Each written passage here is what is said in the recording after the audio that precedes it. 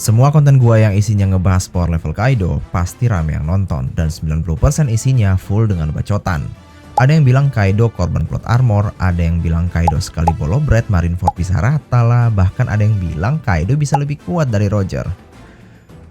Aneh-aneh lah pokoknya, gue sampai speechless dengan orang-orang tolol kayak gini yang narik kesimpulan gak ada basisnya. Maka dari itu, gue akan bahas lagi lebih dalam tentang Kaido ini dari segi power level saat ini, dan juga relevansi dia ke depannya terhadap story One Piece dari segi power level.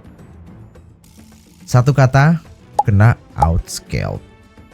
Kaido udah pasti bakal kena outscaled oleh karakter-karakter penting lainnya dari semua aspek baik haki, fisik, devil fruit, you name it. Gak usah jauh-jauh, dari segi haki aja dia udah langsung kena outscaled oleh Shanks di arc yang sama. Shanks menampilkan feat advance Hoshoku yang luar biasa seperti wireless haki dan juga observation killer, yang dimana Kaido nggak punya itu. Di sini gua ngomongin tentang mastery haki ya, jadi kalian keep in mind itu. Even yang lebih konyolnya lagi, anggota terkuat ketiga dari Roger, bukan kedua, bukan pertama, ketiga, punya display haki yang lebih tinggi dari Kaido, di mana Advance Conqueror-nya itu bisa ngelukain Holy Knights.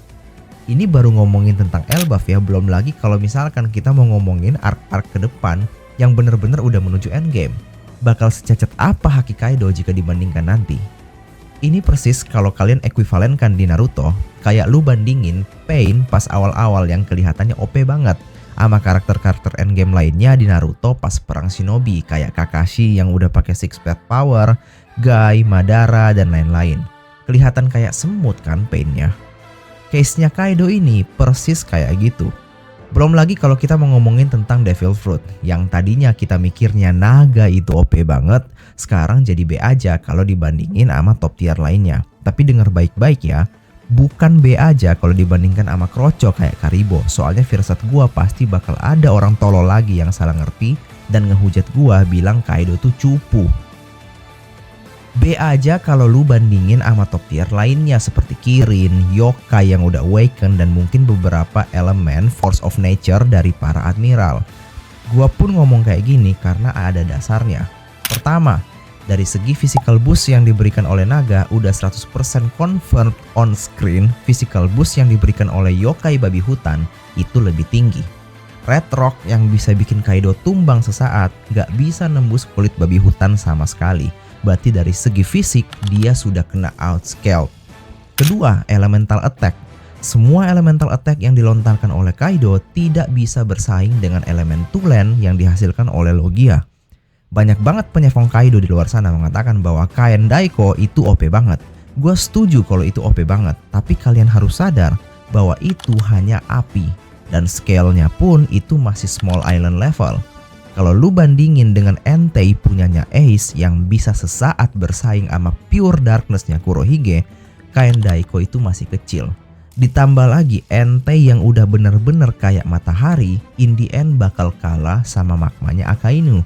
Karena jelas-jelas Oda udah state mentah-mentah bahwa magmanya Akainu itu can burn even fire.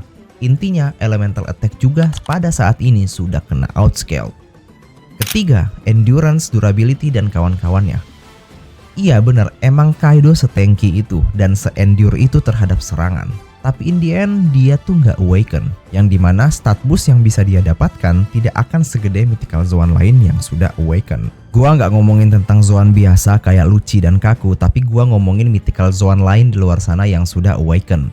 Intinya again, awakeningnya kena outscale. Sekarang kita balik lagi fokus ke pertanyaan utamanya. Bagaimana Kaido akan tetap relevan di endgame nanti? Jawabannya ya terima aja fakta pahitnya bahwa Kaido itu gak akan sekuat itu lagi seiring kita move on forward ke story-nya. Gak ada lagi something special yang dia bisa bawa ke endgame untuk tetap bersaing. Karena dari segi narasi, portrayal, dan fit nyata on screen, dia udah bertarung 100% dan udah ngeluarin semua. Jadi apapun melebihi itu hanyalah headcanon kalian semata. Taruhlah lu kurung Kaido selama 10 hari lawan satu Gorosei manapun. Kaido akan kalah telak. Gorosei bisa regen, Kaido enggak. Dan Kaido enggak punya advance Hoshoku di level Gaban yang artinya dia enggak bisa ngalahin Gorosei. Lu mau argue tetap bengek karena Kaido tuh badak lah apalah segala macam, dia enggak bisa lawan Gorosei. Misalkan lu ganti lawan, lu kurung dia lawan Akainu 10 hari juga. Belum tentu Kaido menang. Akainu masih punya banyak banget room untuk improvement. Secara narasi, dia di build up oleh Oda sebagai marin terkuat di eranya Luffy. Potensi untuk Haoshoku masih ada, dan secara ultimate attack, Kain Daiko-nya Kaido nggak akan mempan 100% ke Akainu. Siapa lagi? Mihawk misalkan. Lu kurung 10 hari Mihawk lawan Kaido, belum tentu Kaido menang juga. Satu slash-nya Zoro and Oden aja itu bisa bikin Kaido luka. Lu pikir Mihawk yang punya Black Blade Supreme Grade nggak punya haki yang somehow bisa surpass tebasannya Zoro? Killer aja yang tanpa haki bisa mukul si Kaido sampai Kaido teriak-teriak. Ini Mihawk bro, yang lawan sehari-harinya itu Jackie bro, master haki. Dan lu pikir Jackie itu ada di list orang-orang hebat yang Kaido anggap bisa ngalahin dia. Intinya Kaido kuat tapi nggak sekuat itu. Ibarat sebuah karakter, dia adalah Jack of all trades. Punya semua aspek tapi nggak ada satupun yang benar-benar mentok. And please jangan tolol buat komen di bawah buat ngebela Kaido, bilang bahwa fisik Kaido bisa bertarung melawan 9 Akazaya dan 5 Supernova nggak habis-habisan lah, bla bla bla. Top tier lainnya juga bisa.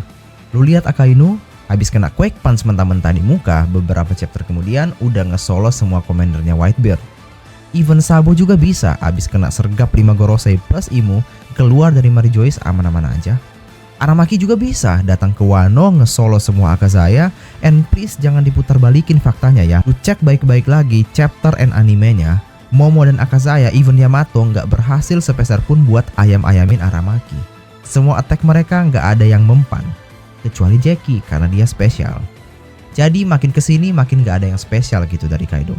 Kalau ada yang beda pendapat, tolong please jangan jadi keyboard warrior. Kalau mau discuss, gua open on Discord aja karena again capek banget discuss sama orang yang punya statement tidak berbasis. Sampai ketemu di video berikutnya.